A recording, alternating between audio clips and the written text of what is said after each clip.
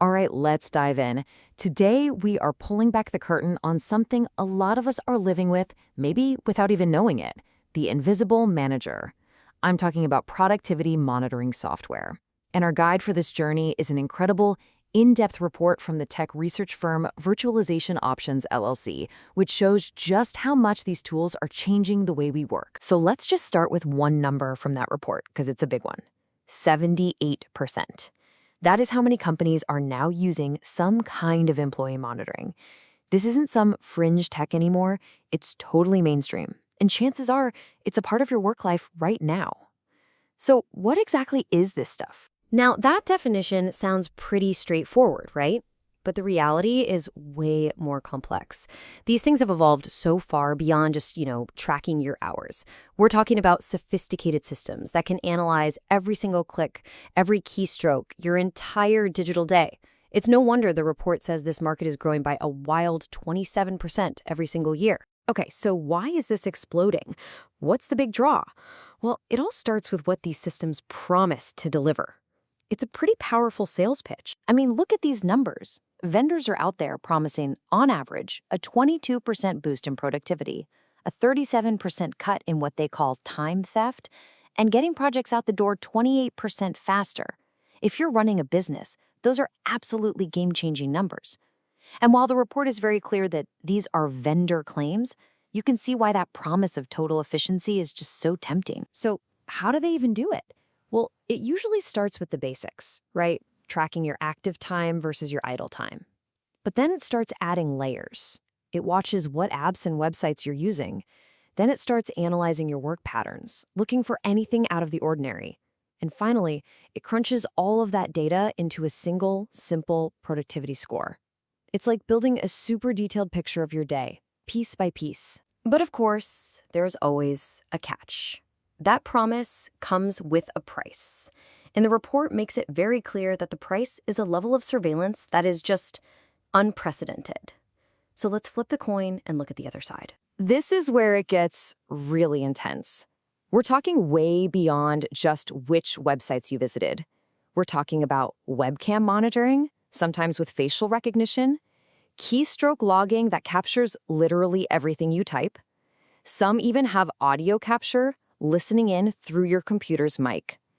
The report even notes that some systems can track every single document you touch, opening it, editing it, printing it, you name it.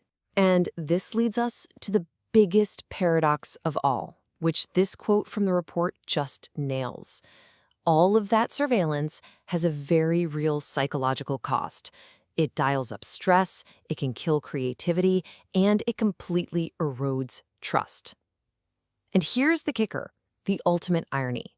These tools, designed to boost productivity, can end up doing the exact opposite. They can backfire, big time. But now, here's where the story takes a really fascinating turn. You would think systems this powerful, this invasive, would be impossible to get around, right? Well, the report found something incredible. These high-tech platforms, they're not foolproof, not even close. There are cracks in the system. 100%. That's the number that jumped out at me from the Virtualization Options report. 100%. That's the vulnerability rate. Every single monitoring system they tested had weaknesses that could be exploited. Not some of them, not most of them, all of them. So how is that even possible? Well, one of the most effective ways the report points out is using a virtual machine. The easiest way to think about it is like running a secret second computer inside your main work computer. The monitoring software is watching the main system, the host, but anything you do inside that separate guest system, it's completely invisible. The watcher is basically blindfolded. And the report shows these aren't just some abstract theoretical problems. They found real-world vulnerabilities in the biggest names out there. For ActiveTrack, for example, their monitoring agent could just be paused right from the task manager. And for a beast of a tool like TerraMind, its own power is its weakness. It uses so much of the computer's resources that a clever user can spot it just because their machine is slowing down. Okay, so on one hand, you've got this incredible promise of optimization. On the other, you've got the risks of surveillance and the fact that these systems can be bypassed. So how do you get it right? What separates a success story from a total disaster? The report gives us a really clear roadmap. The report really lays out two completely different paths. The don't column is just a nightmare scenario. We're talking a $2 million lawsuit, 35% of the staff just up and leaving, and even a 22% drop in productivity because people were so busy trying to cheat the system. But the do column shows there is a better way. When companies were transparent, when they used the data to help employees get better, not to punish them, the results were positive across the board. So what's the secret sauce? The report's findings really boil down to these 4 things. It's about finding a balance between monitoring and just letting people do their jobs. It's about being crystal clear on why you're doing it. It's about actually involving employees in creating the rules. And maybe the most important one, focusing on making things better, not on catching people out. It's a huge shift from surveillance to support, which really leaves us with the big open-ended question for the future of work.